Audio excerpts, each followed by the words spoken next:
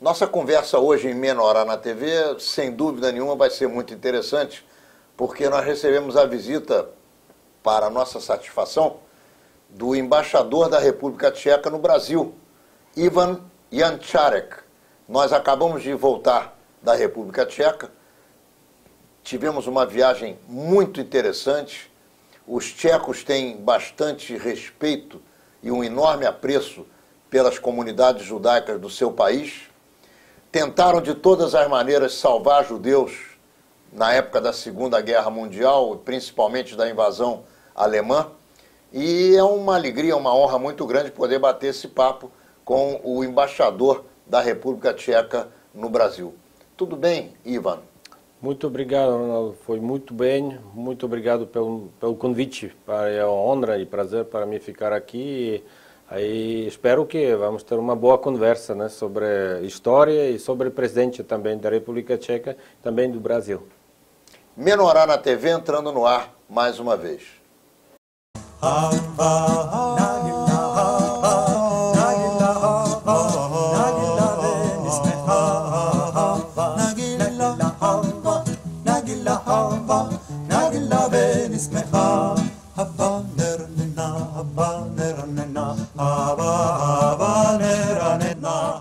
Menorá é a revista judaica com mais de meio século de informação. Nesta edição, comemoramos os 64 anos de Israel com os momentos históricos que definiram o Estado judeu e nossos colunistas abordando os mais variados temas.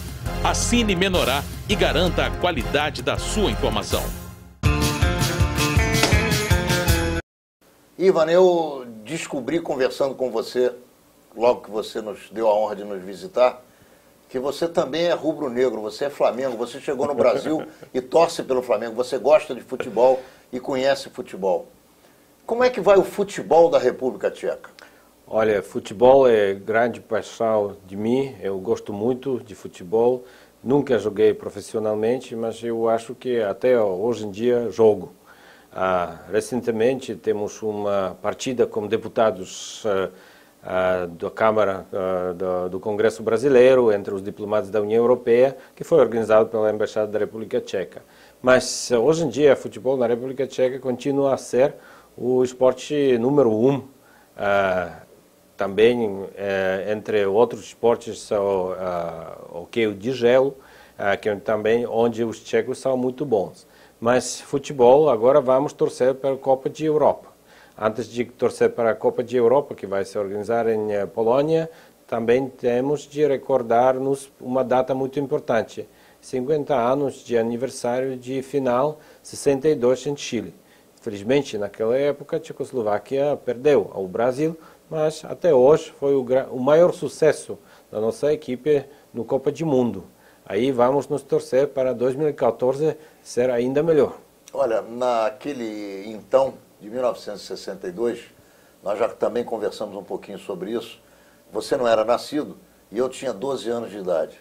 E o Brasil jogou 2 vezes com a República Tcheca, que na época era Tchecoslováquia. É isso. Era um país integral entre Eslováquia e a República Tcheca, Isso. era um país só. E no primeiro jogo o Pelé se machucou. E no segundo jogo o Brasil ganhou a final contra a Tchecoslováquia. O Nacional de Santiago, no Chile, é o palco da decisão da Copa de 62 entre Brasil e Tchecoslováquia. Mas a seleção tem problemas. Pelé, lesionado, vê o jogo da tribuna. E Garrincha, o craque do Mundial, é dúvida após a expulsão na semifinal contra o Chile. O Brasil consegue escalar Mané, mas os tcheco-eslovacos saem na frente. Depois da bobeira da zaga, Masopust marca os 15 minutos. A Tchecoslováquia ainda comemora quando Amarildo, sem ângulo, empata. Festa brasileira. O jogo segue equilibrado até os 25 minutos da etapa final. Amarildo faz boa jogada pela ponta e cruza na cabeça de Zito. É o gol da virada. Aos 33, o goleiro Schroif deixa a bola escapar. Vavá completa, fechando o placar em 3-1. O juiz soviético Latchev pede a bola e começa a festa. No gramado, em Santiago. E nas ruas de todo o Brasil. O capitão Mauro recebe a taça do bicampeonato.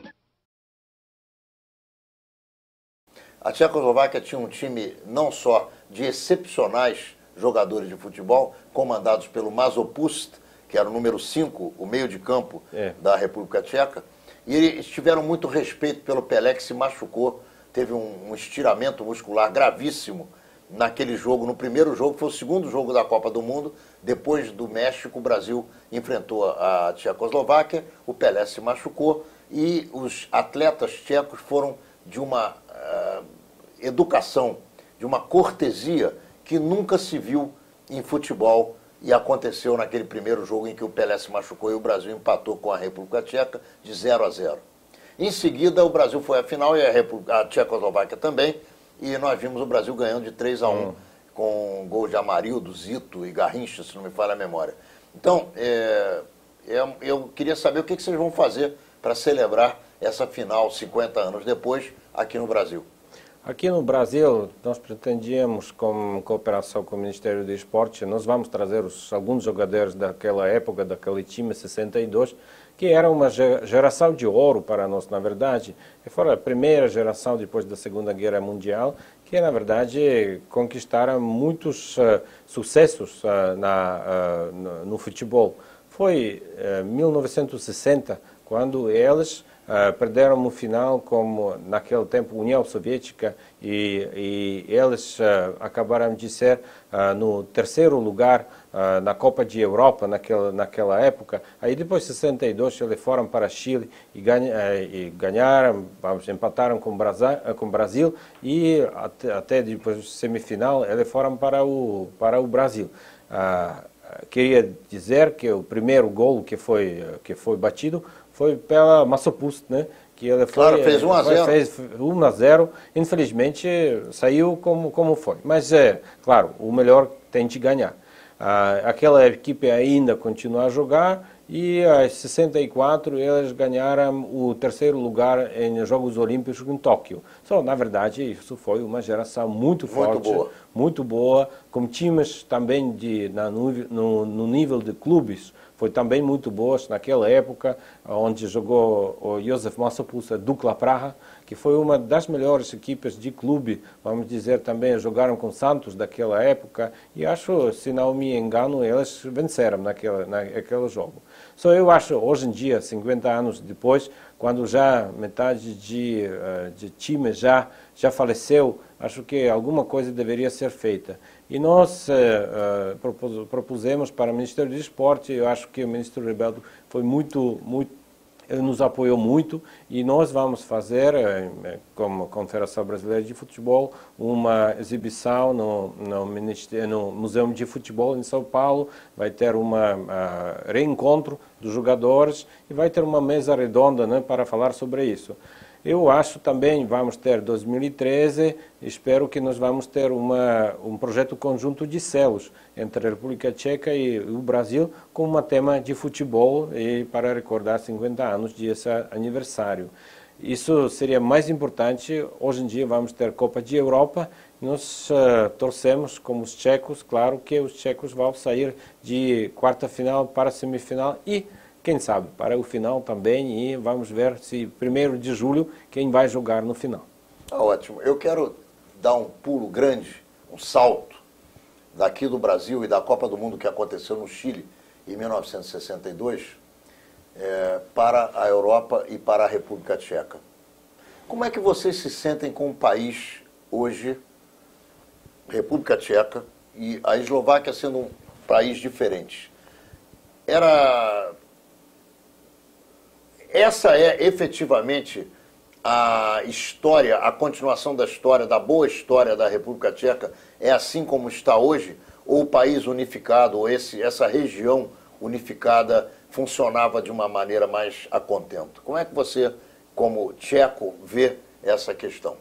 Olha, eu acho que é uma história nova, moderna da República Tcheca. Começou com 89, né, com queda de comunismo, especialmente naquele dia 17 de novembro, que nós chamamos tchecos e eslovacos também uma revolução de veludo, porque essa revolução, na verdade, foi uma revolução pacífica, quando o movimento estudantil foi que afastou o poder dos comunistas e, na verdade, começou a nova fase do desenvolvimento dos povos tchecos e eslovacos. Infelizmente, não poderíamos ficar juntos para muito tempo, só foram 3 anos, e depois de separação de veludo, que para muitas pessoas aqui no Brasil é muito difícil de perceber, mas a gente tem de lembrar que naquela época foi uma separação muito violenta de Jugoslávia. Nós podemos lembrar de guerra que houve no Balcão. Também a dissolução da União Soviética não foi Não foi fácil. Não foi fácil. E naquela época, claro, uma separação não foi muito fácil, nem para os tchecos, nem para os eslovacos. Mas foi assim, como os povos queriam, e na verdade, depois de 20 anos, como ambas as repúblicas estão hoje em dia independentes, aí provou que isso foi uma boa medida. Uma boa medida. Hoje em dia, os povos tchecos e eslovacos, esses dois estados, República Tcheca e Eslováquia, são mais perto do que nunca.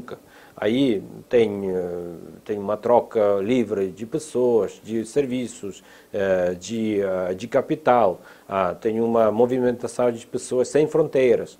A única coisa que nos separa é a pergunta, ou é um assunto de moeda. Os eslovacos já adotaram o euro, a República Tcheca ainda hesita para adotar, mas claro que vamos adotar em futuro moeda comum da União Europeia, da euro. E hoje em dia nós estamos membros da União Europeia, ambos os países estão membros da OTAN, e eu acho que a República Tcheca está vivendo um dos mais felizes períodos da sua história.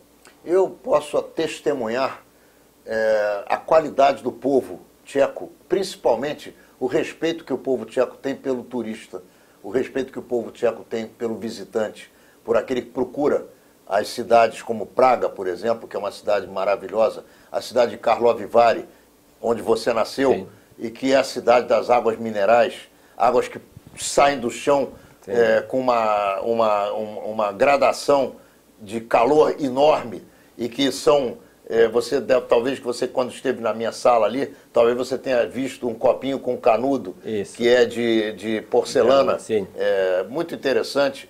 Eu que fui acostumado numa das cidades hidrominerais aqui no Rio de Janeiro, ou melhor, aqui no Brasil, chamada Caxambu, que não é a mesma coisa que Karlovy Vary, mas tem uma aura muito parecida, uma cara parecida com Karlovy Vary. Eu conheço bem as instâncias hidrominerais, não só daqui do Brasil, e também agora conheço da República Tcheca, e conheço também na Nova Zelândia, as cidades como Rotorua, onde a água jorra com calor enorme do solo.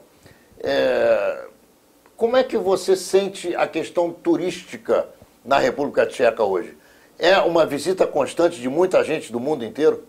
Olha, eu acho que o número dos turistas está aumentando todo o tempo. Claro, depois da abertura das fronteiras, foi a primeira possibilidade para muitas pessoas de todo o mundo para conhecer o outro lado de Cortina de Ferro. Na verdade, os primeiros que chegaram exploraram aquela área não conhecida.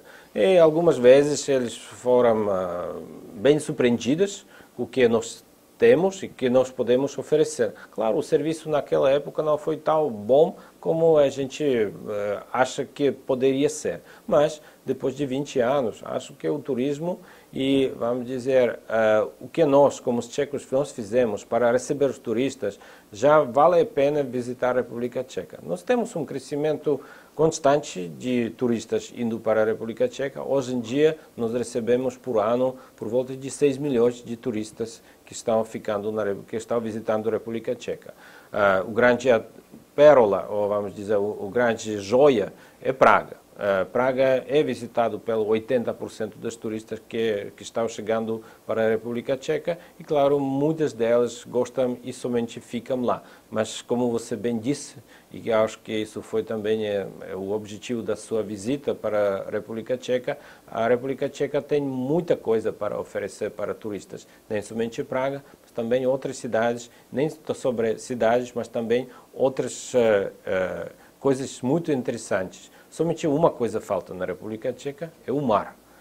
Mas infelizmente é assim que não temos esse mar, mas eu acho que a nossa hospitalidade e o nosso, vamos dizer, hoje em dia o serviço turístico, a infraestrutura do turismo é tão bom que muita gente acaba de voltar para a República Tcheca porque é bom, é barato e acho que você vai receber uma boa, você será recebido bem pelos tchecos. Nós aqui falamos que são 3B, bom, bonito e barato. Exato. Agora, além disso, vocês não têm mar, mas vocês têm rios espetaculares, rios maravilhosos, rios que fizeram cidades fronteiriças ou cidades ribeirinhas se desenvolverem muito, como é o caso da própria Praga. Então, o rio que banha a cidade de Praga, se não me falha a memória, Vltava, é um rio espetacular, um rio que tem agora barragens, porque ele já invadiu a cidade. Sim. E hoje ele está totalmente domesticado. E ele, ao contrário, hoje ele traz uma maravilhosa vista da cidade inteira, a cidade é banhada pelo rio. E eu acho que vocês não perdem muito não tendo mar, porque mar nós temos aqui. E é importante que vocês tenham uma condição de receber turistas como vocês recebem. Restaurantes maravilhosos, comida espetacular, de todas as naturezas. Se você quiser comer comida francesa, você tem. Se você quiser comer comida judaica, você tem um restaurante King Solomon, bem nas portas de Josefov, onde você tem lá uma riqueza judaica fantástica. Nós já vamos falar disso no próximo bloco. Eu quero dizer a você que nós estamos encerrando o primeiro bloco com o embaixador da República Tcheca. Já vamos voltar falando como vivem hoje os judeus na República Tcheca, com aquele bairro espetacular em Praga e com comunidades judaicas espalhadas por mais de 10 das cidades espetaculares também do país, que é um show, que é a República Tcheca. Já voltamos. Você já imaginou passar 365 dias de férias?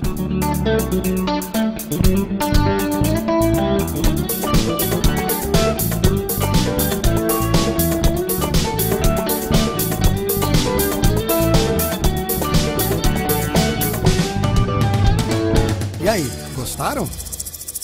No Atlantis Park, a vida parece uma eterna viagem de férias. Um condomínio fechado com apartamentos de 2 e 3 quartos e mais de 30 opções de lazer num dos pontos mais nobres de Campo Grande, a Estrada do Monteiro. E o que é melhor, o Atlantis Park já está pronto para você morar e se divertir. Mude já por apenas R$141 mil e ainda ganhe os armários da cozinha ou do quarto. Atlantis Park, o apartamento decorado e a área de lazer estão prontos esperando você. Venha conhecer o melhor condomínio de Campo Grande na Estrada do Monteiro, número 323, e fale com um corretor ou ligue 3539-5011. Nenhum judeu pode, aqueles que têm condições econômicas, pode deixar de visitar a cidade de Praga. Praga se transformou dentro do bairro chamado Josefov, em homenagem ao imperador Joseph, que liberou os judeus do gueto, ou seja, essa região era o gueto da cidade de Praga. Os judeus lá viviam, no lugar chamado hoje Josefov, e foram liberados por esse imperador, que chegou à conclusão que os judeus eram iguais a todas as pessoas e que deveriam poder entrar e sair a hora que quisessem daquela região onde eles viviam e que era trancada à noite para que eles não pudessem passar para o lado não judaico da cidade. O imperador Joseph teve o nome dele colocado nessa região e diversas sinagogas estão localizadas nessa área, a prefeitura judaica também, e ali os judeus viviam e hoje os judeus administram o que se poderia chamar talvez o maior tesouro judaico fora do Estado de Israel, passando pela Europa, pelos Estados Unidos, pela América Latina, em todos os continentes. Não existe nada parecido com o bairro de Josefov, onde lá estão guardados os tesouros judaicos, que é uma loucura o que eu vou dizer agora. O Adolfo Hitler, ele colocou dentro desse lugar todos os tesouros que ele conseguiu roubar dos judeus em diversas partes da Europa. Você pode chegar nesse lugar e fazer a sua visita e conhecer a grandiosidade da vida judaica na Europa até a Segunda Guerra Mundial. Qual é a sua impressão sobre o bairro de Josefov? Olha, eu acho que é uma coisa extraordinária. Eu conheci isso há muito tempo, quando era estudante de Direito em Praga. Faculdade de Direito fica perto de nas costas de Józef Fock. Na costa de, Exato, de cemitério entre judaico. o rio e o cemitério. É isso. Naquela época, isso foi época de comunismo, claro, não foi muito conhecimento sobre essa história, porque aí o problema de judaísmo não foi muito revelado para os estudantes, a gente não sabia muito sobre isso. Aí algumas vezes eu estava passeando naquelas áreas e eu descobri essas coisas de cemitério e foi muito interessante. Naquela época não houve nenhum interesse pela essa coisa, não havia turistas, e para mim isso foi muita coisa muito interessante para entrar sem problema, pagar 5 coroas, que foi quase nada, né? Aí e depois poderia passar pelas trâmites de cemitério e ver como é uma cultura que não foi conhecida para o cidadão tcheco normal. Eu acho que isso foi muita coisa muito interessante e bastante animada para mim. E depois, claro, sobre essas sinagogas e essa. Hoje em dia a situação é outra, porque o governo, também a organização judaica, está investindo muito dinheiro para recuperar o que foi, vamos dizer, negligenciado durante aquele tempo. E hoje em dia, você visitar essas sinagogas, eu acho que o número de sinagogas que se preservaram na República Tcheca é extremamente grande. O número é muito, muito grande. É muito grande, inclusive nessa região de Józefov, em que aparentemente Hitler gostaria de ter mantido uma exposição dos objetos das casas judaicas, e as sinagogas também estavam incluídas nessa ideia dele.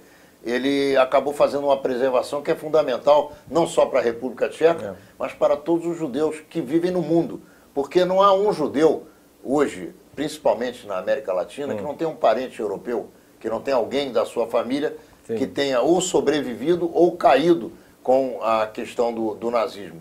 E é fundamental para nós podermos ir a um país como a República Tcheca, que incorpora a cultura judaica como parte da sua cultura nacional, e assim eu vi como os tchecos agem em relação a esse bairro, a essa região e a tudo que é judaico hoje. É importante que os judeus estejam lá e possam, além da Marcha da Vida, além de todos os campos de concentração que são visitados, além das partes negativas da Europa com relação ao nazismo, visitar também aquilo que é bom, que é fundamental, que é produtivo e que deixa uma marca, um registro de tudo aquilo que os judeus produziram na Europa até aquela data. Eu acho que isso é muito importante porque, sabe, essas coisas positivas, elas não são, nunca temos muito delas. Porque positivas coisas, eles sempre escapam de nossa atenção porque a gente acha que isso é normal. Mas isso não é normal. Eu acho que isso é uma coisa que sempre dá um positivismo para as pessoas, especialmente para uma geração nova, para uma geração jovem que ainda está entrando na vida para conhecer como foi a história do seu país. A República Tcheca, como ainda foi Tchecoslováquia, ele teve uma cidadania de 120 mil judeus que viveram na Tchecoslováquia antes da Segunda Guerra Mundial. Infelizmente, somente sobreviveram 40 mil. Dos 40 mil? Dos 40 mil, somente 12 voltaram para... 12 mil? 12 mil voltaram para a República Tcheca e, claro, depois de 48, ainda mais deles emigraram para Estados Unidos, também para Israel, quando foi ele... na verdade, a população judaica na Tchecoslováquia, depois da Segunda Guerra Mundial, diminuiu muito.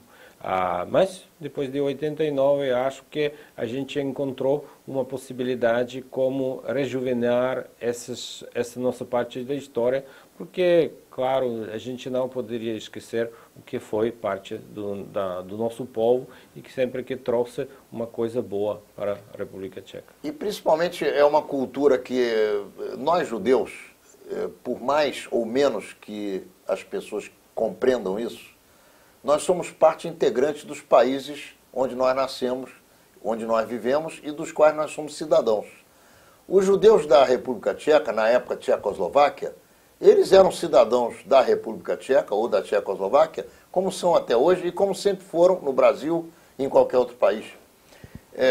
O trato que o governo tcheco hoje dá a essa herança é um trato muito importante, porque, além de ser uma questão de justiça, é um trato que vai possibilitar a entrada de divisas, porque no momento que os judeus descobrirem os tesouros que existem, judaicos, na República Tcheca, especialmente em Praga, eu não tenho a menor dúvida que eles vão visitar, como já visitam Praga, mas vão visitar com muito mais quantidade de pessoas, sem dúvida nenhuma.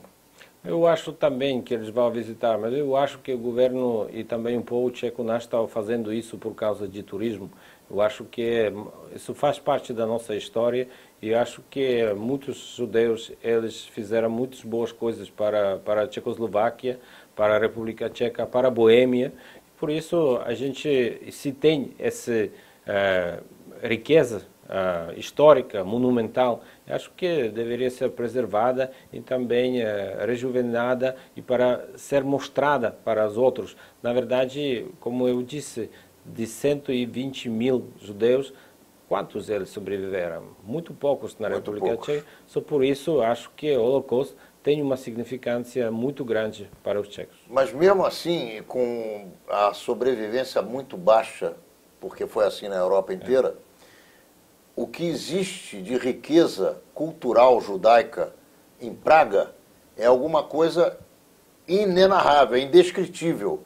É gigantesca a herança judaica que se pode observar na cidade de Praga. E eu tenho certeza também que o cidadão que vive em Praga, o cidadão tcheco, não judeu, ele adquiriu essa cultura, essa riqueza judaica, principalmente a enormidade dos objetos e das sinagogas, a grandiosidade das obras de arte judaicas, ele adquiriu como sua. Isso eu acho muito importante. Acho também. Eu acho que nessa vamos dizer, assimilação da cultura foi um grande papel foi jogado pelo Rabin Levi, que criou Golem, e que, na verdade, na minha infância, foi um grande filme muito famoso sobre Golem. Ne vy dva goleme, ale my dva. Jedině já. A ty, goleme, můj mozek a tvoje síla. Goleme, goleme, postavím tě v čelo obrovské armády. Ty pro mě vyhraješ největší válku, jakou kdy viděl svět. Půjdeme spolu od vítězství k vítězství. Z války do války.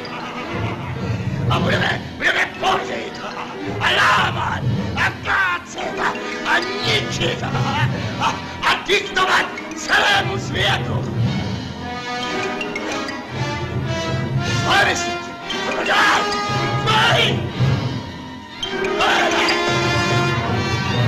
Spojeme!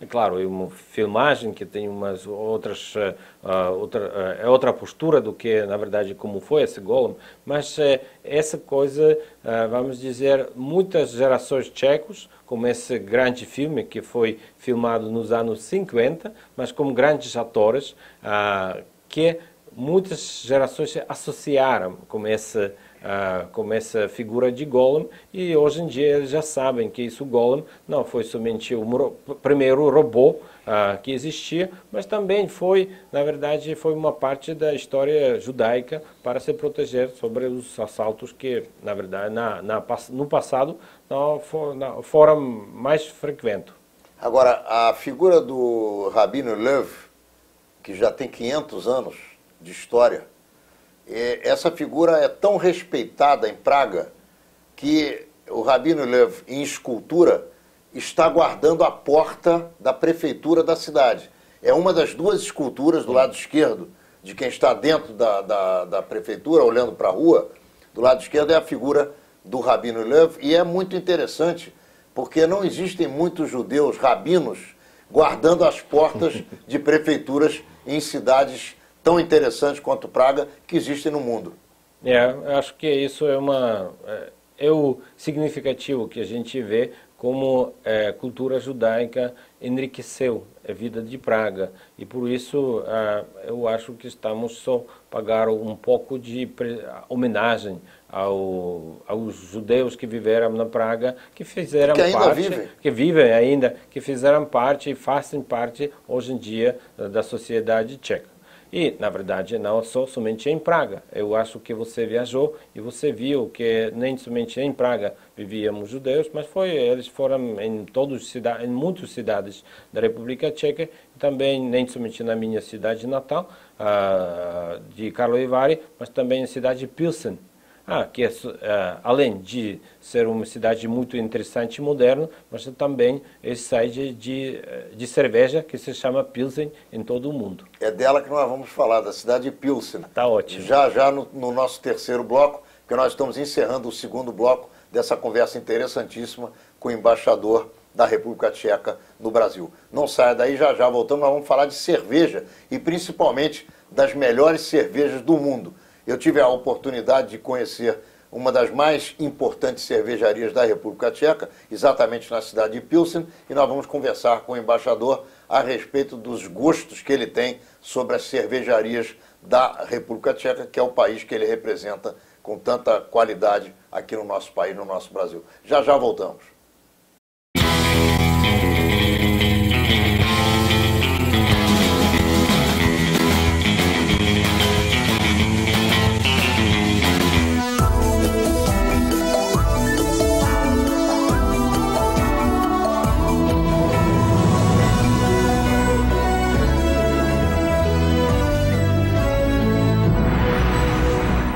Shalom, amigos. Hoje vamos apresentar o programa que não queríamos fazer. O programa de despedida do fundador do Mosaico na TV, Francisco Gotthelf, que faleceu nessa semana aos 88 anos. No último dia 27 de maio, a televisão brasileira perdeu um de seus pioneiros. O Mosaico perdeu o já inesquecível Francisco Gotthelf, para mim, meu avô Chico, e o nosso senhor Mosaico. No programa de hoje vocês vão conhecer melhor a história de vida desse grande homem que com certeza estava à frente do seu tempo. Está no ar, o Mosaico na TV.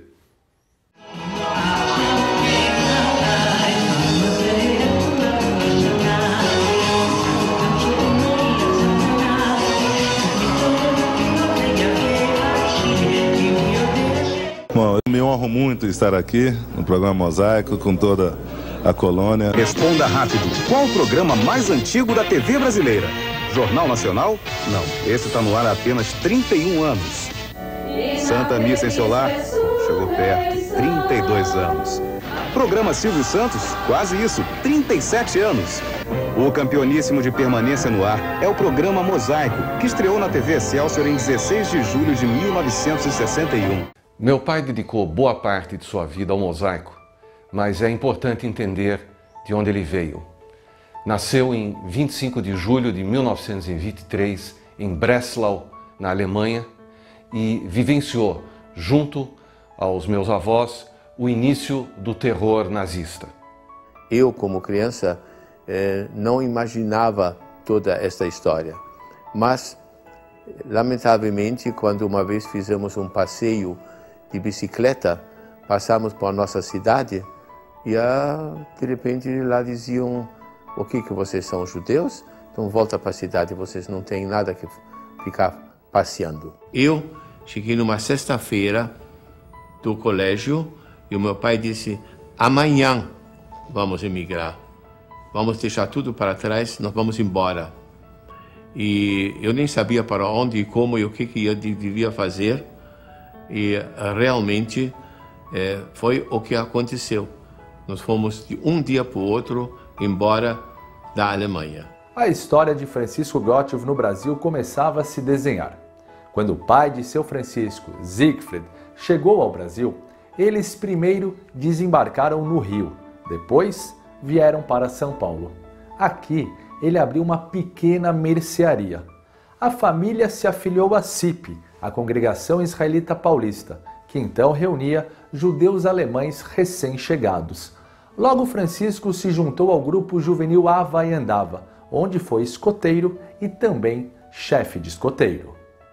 Meus pais abriram uma tinturaria na Rua da Consolação. E ao lado da tinturaria tinha um laboratório de rádio Francisco. Eu tinha lá a minha pequena oficina. Em 1940, além de manter a tinturaria, seu pai começou um programa de rádio.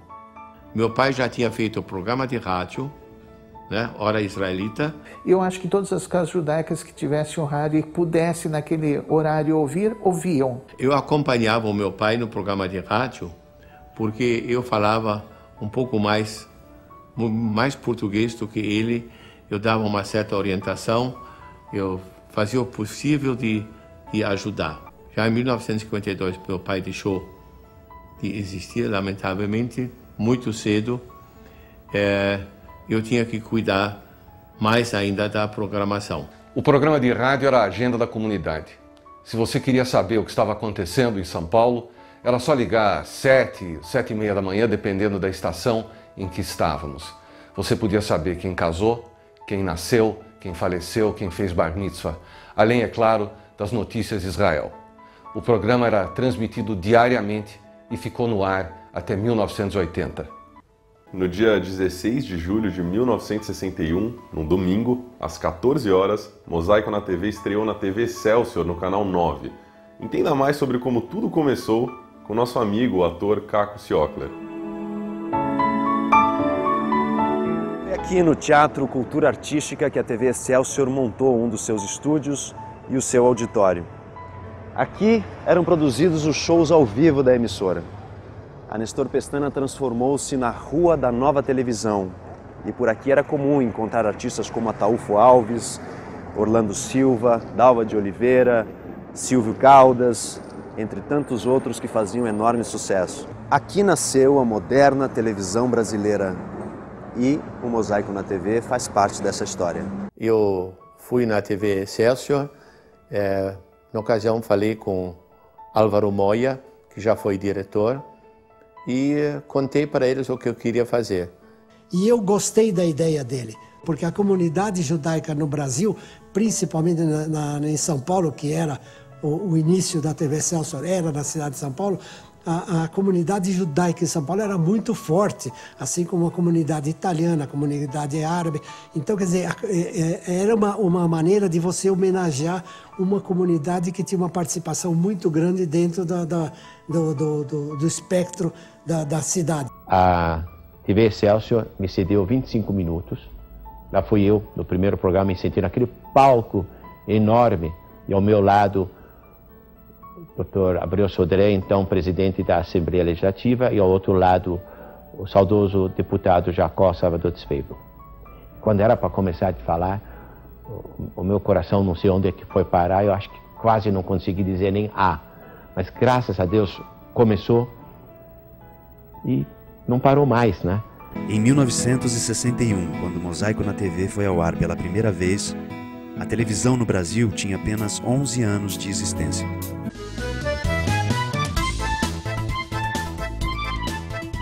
de uma nação de pioneiros que desbravaram o deserto até se transformar em um país moderno, produtor e exportador de alta tecnologia. As mudanças que aconteceram nos hábitos, costumes e cotidiano dos israelenses. Ao longo de quase 50 anos, a trajetória de Israel, sua evolução em vários campos e sua realidade foram registradas pelo Mosaico na TV. É impossível contar a história da televisão no Brasil sem falar no Mosaico na TV. O programa gostava de se apresentar como um panorama da coletividade israelita na vida do Brasil.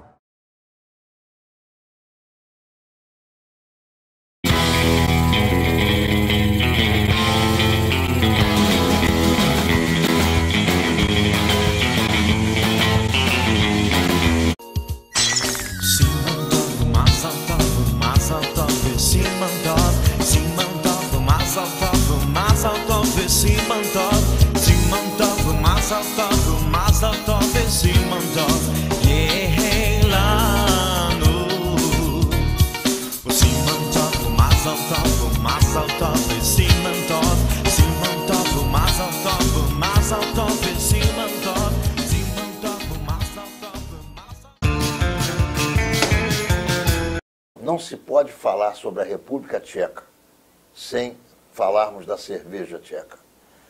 A cerveja Pilsen foi inventada na República Tcheca em outras épocas. Hoje a cerveja tcheca, sem que se saiba que é tcheca, é degustada no mundo inteiro. Qual é a sua opinião sobre a cidade de Pilsen? Olha, eu acho que a cidade de Pilsen tem dois lados. Tem um lado, vamos dizer, industrial e o outro lado, cidade cultural. Até recentemente, o lado industrial foi mais importante do que o lado cultural. Mas hoje em dia, Pilsen nem somente representa cerveja, nem somente representa as empresas que estão produzindo os termoelétricas, nucleares, todos esses, não somente produzem também trens e locomotivas, tudo isso é produzido em Pilsen. Mas de outro lado, tem grande teatro, a cidade de Pilsen será em 2015 cidade de cultura da Europa. Isso significa que hoje em dia Pilsen tem muitas coisas para oferecer, nem somente para a Europa, mas para todo o mundo. E eu estou muito feliz com isso, porque Pilsen ela fica no meio lado de você viaja de Praga para Nuremberg, para a Alemanha. Só aí daqui de Praga para Pilsen é 1 hora de carro só. Sem dúvida. E na verdade, de Pilsen para Nuremberg são 2 horas. Só você tem uma cidade que fica na fronteira. Que é na fronteira, mas que é cidade simplesmente tcheca, muito tcheca. Claro, houve uma minoria alemã lá, também havia uma minoria judeia lá, mas... Ainda existe muito pequena comunidade judaica, mas muito interessante. Mas existe, mas sempre foi, Pilsen foi uma das cidades maiores da República Tcheca, foi sempre a cidade mais tcheca do que dos outros. Curiosamente, existe hoje um investimento do governo de Pilsen na reconstrução da sinagoga que foi destruída pelos nazistas. Uhum. E eu estive lá na cidade, pude observar não só a parte cultural, também a parte industrial, mas especificamente na área da cervejaria, sim, porque foi onde eu tive tempo para visitar. E realmente o esforço que o governo tcheco e a comunidade judaica da cidade estão fazendo para renovar a sinagoga local que foi destruída pelos nazistas é muito interessante e certamente será também muito perto da cidade de Praga, a 1 hora de Praga, sim, mais um ponto de atração turística e mais um ponto para que os judeus tenham interesse em visitar a cidade. Outra sinagoga que me impressionou muito, talvez você conheça essa sinagoga, a sinagoga espanhola, dentro da cidade de Praga, e a sinagoga Jerusalém. Não sei se você chegou a conhecer a sinagoga Jerusalém, não, que é um prédio mourisco, um prédio com todas as características espanholas, construído com tijolos, muito interessante. Então, eu considero, hoje, aquele não-judeu ou judeu que quer ter proximidade com a cultura judaica europeia,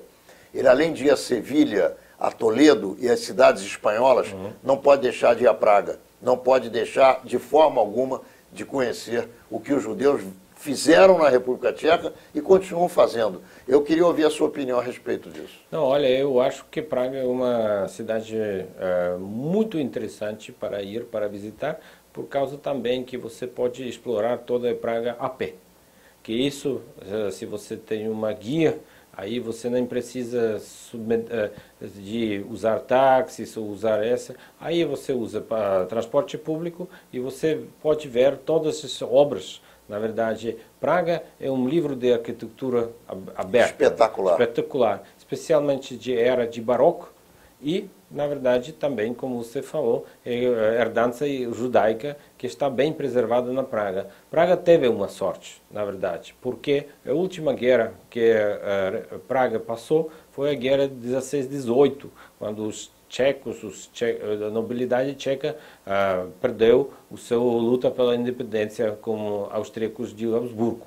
Mas, desde aquele tempo, nunca a República Tcheca, Praga, na verdade, foi atacada e, na verdade, destruída. Especialmente estamos falando sobre a Segunda Guerra Mundial, que, felizmente, infelizmente, a Segunda Guerra Mundial, poderia-se dizer, começou na República Tcheca. O Tratado de Munique, que foi em setembro de 1938, quando foi decidido sobre o destino da Tchecoslováquia, sem a Tchecoslováquia ser presente lá, acho que isso foi o primeiro passo para a Segunda Guerra Mundial. Claro que o início é oficialmente 1º de setembro, é o ataque da Alemanha nazista contra a Polônia, mas eu acho que isso foi para os tchecos. A Segunda Guerra Mundial começou com o Tratado de Munique. E, no final, a guerra também acabou na República Tcheca, mas felizmente já não foi alvo nem de bombardeamento, nem das forças aliadas, nem das forças nazistas. O que é muito importante e chama a atenção para qualquer um que gosta de cultura, que gosta de arte e que gosta de trabalhos manuais, é impressionante, em cada porta de casa você encontra uma escultura, ou de um animal, ou de alguém que vive no campo, ou de alguma fruta, ou de algum objeto que faça lembrar algum período da história da República Tcheca. Esse tema também é muito interessante, porque, como você falou, a República Tcheca, a cidade de Praga, é um livro aberto em termos de arquitetura. E os portais das casas, as construções, os prédios antigos preservados, as pinturas que existem nas portas e nas paredes das casas para o lado de fora, para que todo o passante possa observar, todas as esculturas, principalmente nas igrejas e até nas sinagogas, realmente são espetaculares. E é como eu digo, alguém que vai à Europa e não conhece a República Tcheca está perdendo, talvez, na minha opinião, a joia da coroa europeia, que é a cidade de Praga, fantasticamente colocada, e eu tenho certeza absoluta que você pensa como eu. Afinal das contas, você nasceu em Karlovy Vary, você vive em Praga, quando não está servindo ao seu país aqui no Brasil, e eu tenho certeza que você tem orgulho da sua cidadania, do seu povo, e de tudo aquilo que foi construído lá na tua pátria. Ótimo. Obrigado pelas essas palavras. Eu só queria acrescentar um pouquinho sobre a história desses casas sobre que a gente poderia identificar.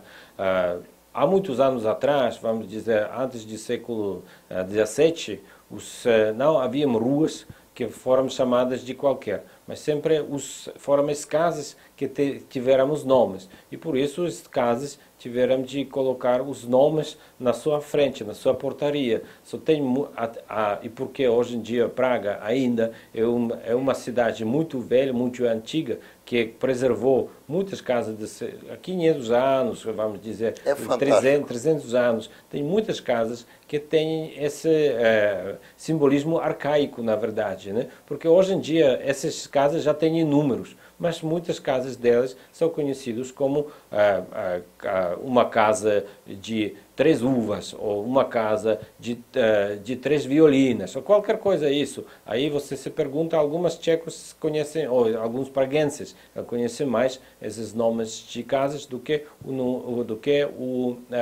os nomes das ruas, o número, né? Aí eu acho que é muito interessante esse episódio, mas de outra maneira eu acho que Praga vale a pena visitar. Sem dúvida nenhuma. Eu tirei mais de 200 fotografias só desses símbolos colocados nas casas, que eram os símbolos que davam nome, na verdade, que identificavam de quem era a casa, quem era o proprietário daquela casa. E eu fiquei muito impressionado também com aquele beco dourado no Palácio do Imperador, uma rua sem saída, onde os soldados viviam, e lá também viveu o nosso grande escritor judeu tcheco, Kafka, Franz Kafka. Então, eu acredito que todo e qualquer cidadão que goste de esportes, nós podemos ver lá o hóquei, que é um esporte também que as pessoas amam, me parece que assim como o futebol, é um dos esportes mais prestigiados na República Tcheca, desde os esportes até a cultura, a tradição histórica, a própria Ponte Carlos em Praga, você pode ter uma série de... Enfim, os artistas trabalham na rua, trabalham ao ar livre. Realmente o país é espetacular. Eu só tenho a dizer a você que foi um prazer muito grande poder ter estado na República Tcheca e ter visto como vocês também, além de preservar a sua própria cultura nacional, como vocês preservaram a cultura nacional judaica tcheca, e que é um passeio imperdível e que eu recomendo a todos os meus amigos e aos meus inimigos também, porque eles vão ficar melhores, vão ter mais alegria de viver e talvez eu possa fazer as pazes com eles. Não, eu acho também, eu queria agradecer as suas palavras, porque, na verdade, Praga, ela é uma joia.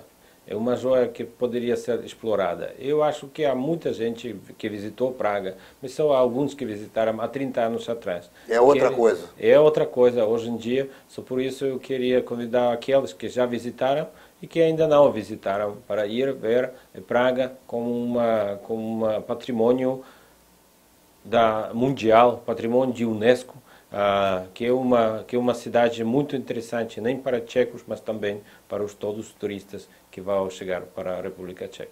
Vou pedir a você para explicar o Jesus que existe na Ponte Carlos com a grafia em hebraico, falando algumas coisas que eu não sei, eu não sei exatamente, mas me parece que é uma parte de alguma reza judaica. Você lembra dessa figura que eu estou falando? Não, isso me não lembro, mas nós temos também Menino Prago Jesus, que é outra coisa. Menino Jesus de Praga. De Praga, né? De crença católica. Claro. Eu também que isso é interessante para os outros que queriam ir e ver outra parte claro, de porque religião. O nosso programa ele é assistido por judeus e não judeus, e eu quero dizer que eu sou testemunha que as igrejas de Praga são espetaculares também. Entrei na igreja de São Vito, entrei em outras igrejas na cidade e vi realmente... E outro episódio muito interessante são as torres nas pontes. Nós podemos subir e dali temos uma visão panorâmica de toda a cidade, não só em Praga, mas em outras cidades também. E entendo que a preservação dessa cultura, dessa qualidade de vida da Idade Média, principalmente, atrai muito o turista e principalmente preserva a tradição da cidade. Como é que você enxerga isso? Eu acho que isso é base. Aí, se você tem base, você pode construir uma indústria turística. Mas só base não é suficiente. Você precisa de serviços, você precisa de hotéis, você precisa de infraestrutura, você precisa também outras coisas para fazer, comer, beber. eu acho que tudo isso já está pronto em Praga para receber os turistas. Só hoje em dia tem quase 30 ou 40 hotéis de 5 estrelas, tem muitos restaurantes que você falaram de todo o mundo. Não é assim que é uma cozida típica tcheca, mas também francesa, alemã, israelita, kosher, árabes, tudo isso, tudo. Na verdade, Praga é uma cidade também cosmopolita. Aí você pode ver que isso atrai muitos turistas e por isso, como os tchecos, eles muito gostam de viajar também, isso significa também, quando eles voltam dos diferentes países, eles também querem esse serviço na sua casa em Praga e em República Tcheca. Também nós possuímos 2 churrascarias. Não sei se você visitou. Claro que vi. Claro que vi. Mas eu acho que eles fazem um bom churrasco. Bom churrasco, sem dúvida nenhuma. Infelizmente, nosso programa não é tão longo, a conversa foi muito boa, por isso passou muito mais rápido do que poderia ter passado. E eu quero oferecer as câmeras e os microfones de Menorá na TV para que o senhor se despeça dos nossos telespectadores.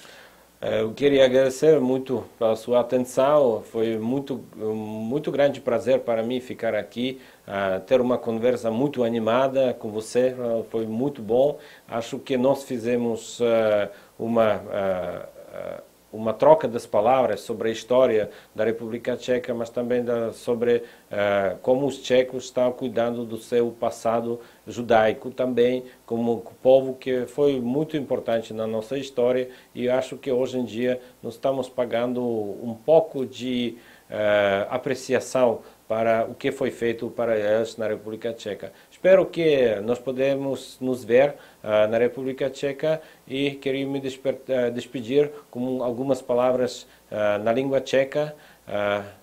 Děkuji a uvidíme se v Praze. Nashledanou. Muito obrigado. Você fica com Menorá na TV, se Deus quiser, na quarta-feira que vem novamente, às 10 horas da noite, pelo canal 14 da NET e em todos os horários que você já se acostumou a nos assistir e que você pode ver aqui embaixo da telinha. Nos vemos lá.